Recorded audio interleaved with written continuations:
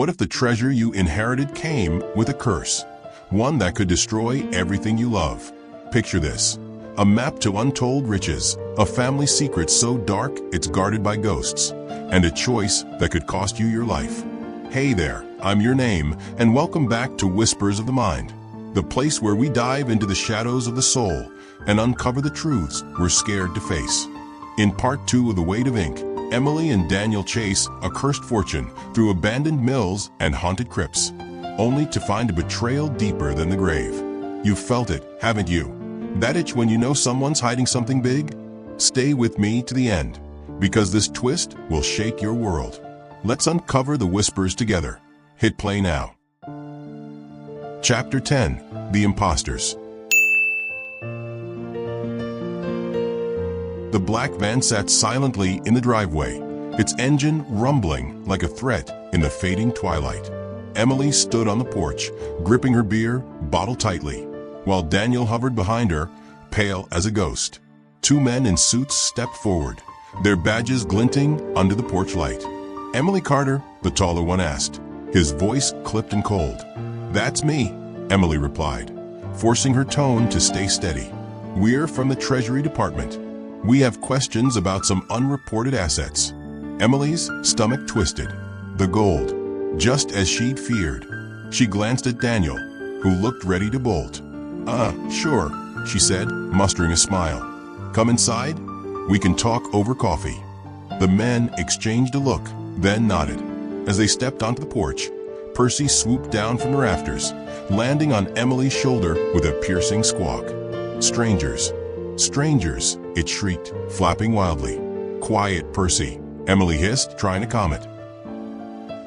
The agents eyed the parrot warily, but followed her inside. They sat stiffly around the kitchen table, their posture too rigid, too rehearsed. So, the shorter one began, pulling out a notepad. "We've had reports of a large quantity of gold coins in your possession. Can you explain where they came from?" Emily hesitated. "They were inherited from my parents." "And do you have documentation proving ownership?" he pressed. Daniel cleared his throat. "Well, it's complicated. Our parents passed recently, and we're still sorting out the estate."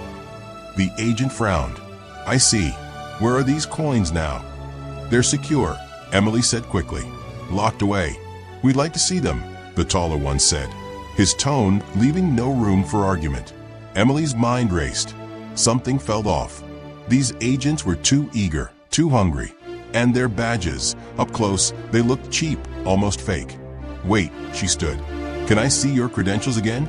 The men glanced at each other, a flicker of panic in their eyes. "Of course," the shorter one said, reaching into his pocket. But before he could pull anything out, Morty materialized in the corner, his translucent form flickering. "They're fakes," he hissed, cigar smoke curling around him. "I can smell a con from a mile away." Emily's jaw dropped. "What?" The agents flinched, staring at the ghost in disbelief. "Is that a ghost?" the taller one stammered. "You bet," Daniel grinned. "Meet Great Uncle Morty. He doesn't like liars." The men bolted for the door, but Percy flew after them, pecking furiously at their heads. "Liars! Thieves!" it screeched. In the chaos, Emily grabbed a broom and blocked their path. "Who are you really?" she demanded. The shorter one, now sweating profusely, raised his hands. Okay.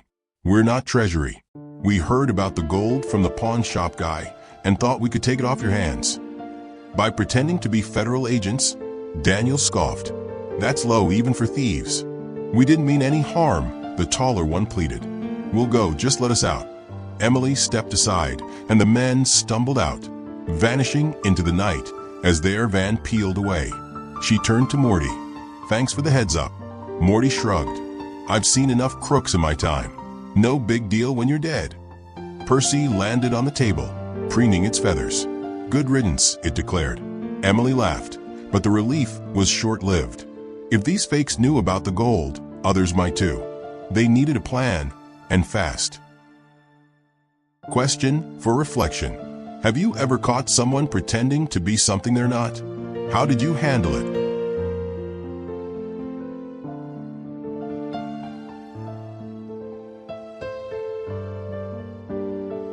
Chapter 11. The Cursed Map.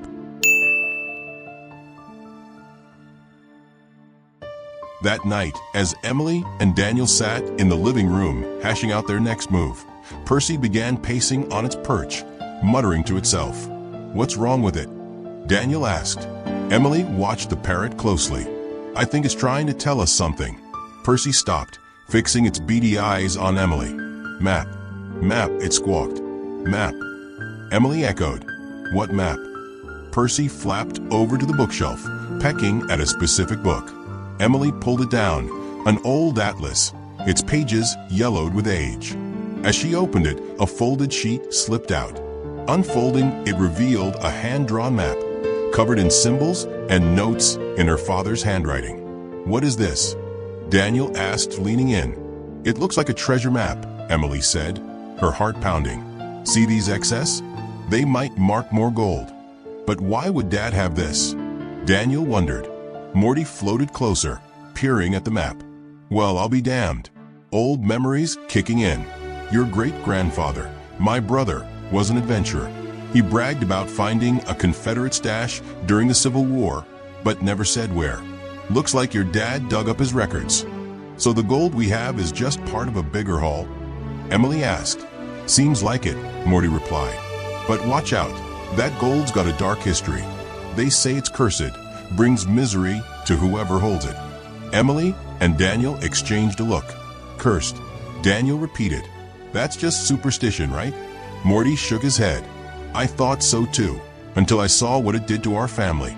Greed, betrayal, tragedy, all tied to that gold."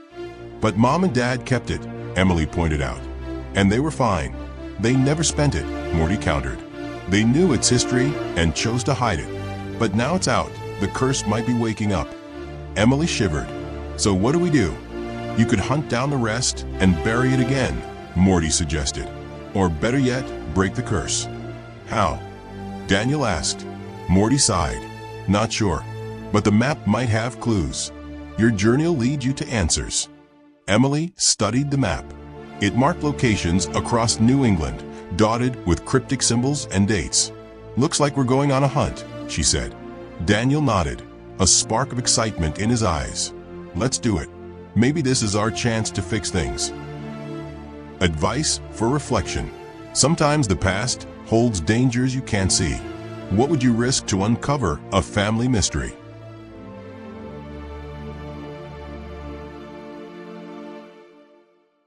Chapter 12. The First Clue. The first X on the map led them to an abandoned mill on the town's outskirts, its rotting beams sagging under time's weight. Emily and Daniel parked in an overgrown lot, morning fog clinging to their clothes as they approached the crumbling structure. "This place gives me the creeps," Daniel muttered, glancing around. "Don't be a baby," Emily teased, though her own nerves were on edge. "Let's see what Dad hid here."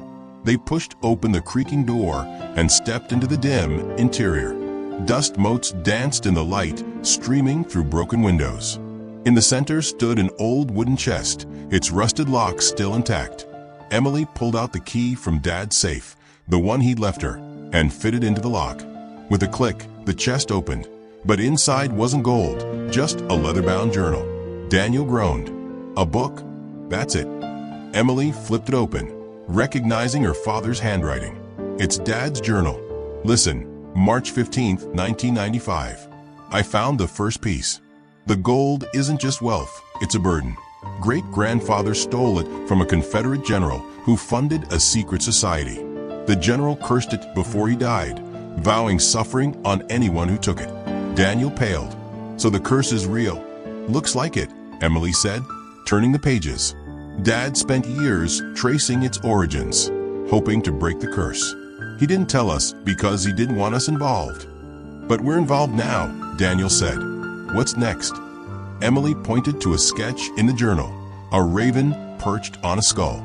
"This symbol's on the map too, at the next location. It might be a clue." As they left the mill, a shadow flickered in Emily's peripheral vision. She spun around, but nothing was there. Still, the feeling of being watched lingered. Question for reflection. What would you do if you found out your family's legacy was tainted? Would you dig deeper or walk away?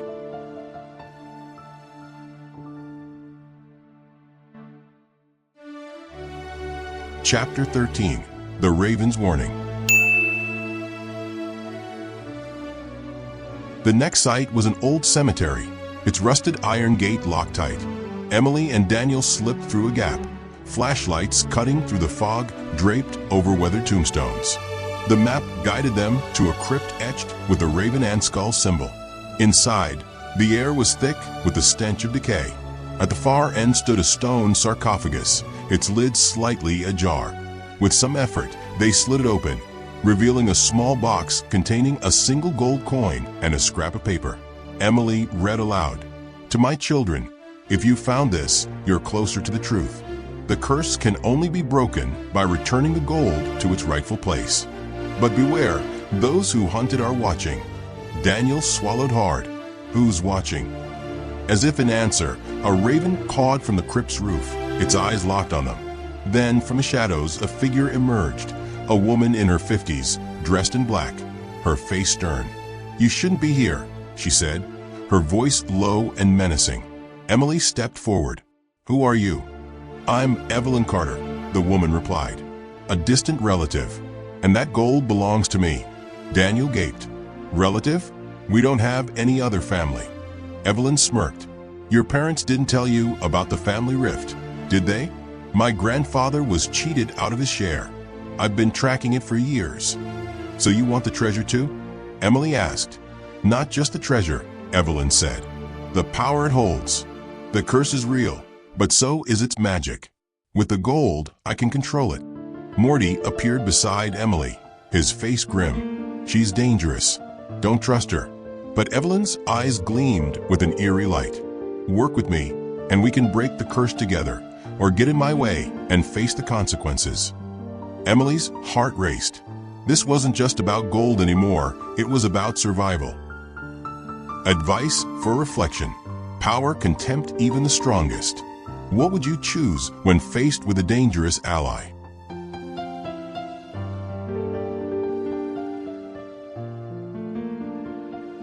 Chapter 14. The Final Confrontation. The last X on the map led them to a hidden cave deep in the woods, where the rest of the gold was supposedly buried. Emily, Daniel, and Evelyn arrived at dusk, the tension between them taut as a wire. Percy flapped anxiously overhead, while Morty hovered nearby, his cigar smoke thick with unease. "Here it is," Evelyn said, her voice trembling with excitement. "The heart of the curse." They dug at the marked spot, unearthing a chest brimming with gold coins, jewels, and an ancient scroll. Evelyn snatched the scroll, her eyes scanning the faded text. "It's the ritual to break the curse," she whispered. "But it requires a sacrifice." "What kind?" Daniel asked, his voice shaky. Evelyn's gaze locked on Emily. "A life tied to the gold. One of us must give up their claim and their connection to the family." Emily's blood ran cold. "You mean someone has to die?" Evelyn nodded. "It's the only way." But Morty stepped forward, his form flickering. "There's another way." The curse was set by a man who lost everything. He wanted the gold to bring suffering. But if it's returned to his descendants, the curse might lift. Evelyn sneered. "Descendants? They're all dead." "No," Morty said. "You're one, Evelyn. Your grandfather was the general's illegitimate son. That's why the gold was split." Evelyn's face drained of color. "What? You're the rightful heir," Emily realized. "If we give you the gold, the curse could end." But Evelyn's eyes darkened. "Or I keep it and wield its power." In a flash, she pulled a gun from her coat, aiming at Emily. "Back off. The gold's mine." Daniel lunged, knocking the gun from her hand. But Evelyn was quick. She grabbed a handful of gold and chanted from a scroll. The air hummed with energy, a shadow forming around her. "Stop her," Morty shouted. "She's summoning the curse." Emily seized the scroll, reciting the counter-chant, her voice trembling. As the shadow grew, Percy dive-bombed Evelyn, pecking her hand until she dropped the gold. With the final word, Emily completed the spell. The shadow dissipated, and Evelyn collapsed, unconscious. The cave fell silent. The gold lay scattered, its allure fading. "We have to return it," Emily said softly. "To the general's descendants, wherever they are." Daniel nodded. "It's the only way to end this." Question for reflection. Could you let go of something precious to save others? What's worth more than gold to you?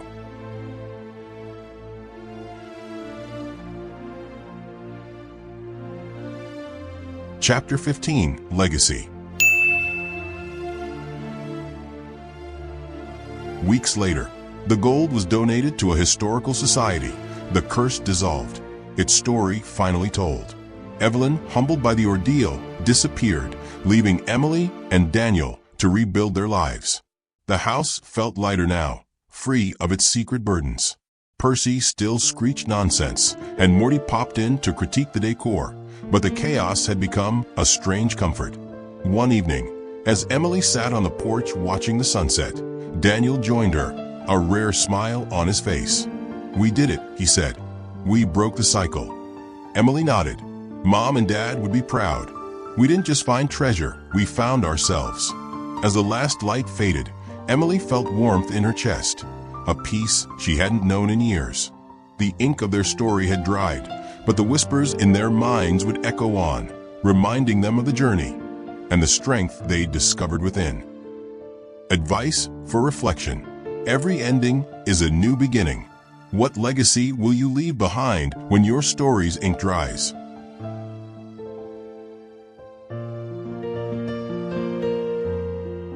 And there it is, the curse unravels, but the cost lingers. Will Emily and Daniel ever escape the echoes of their family's past? Or is the real treasure the fight they survived? That's where we pause, right on the edge of chaos and redemption. You've just lived part 2 of The Weight of Ink with me here at Whispers of the Mind, where the darkest secrets whisper the loudest truths. Did this hit you?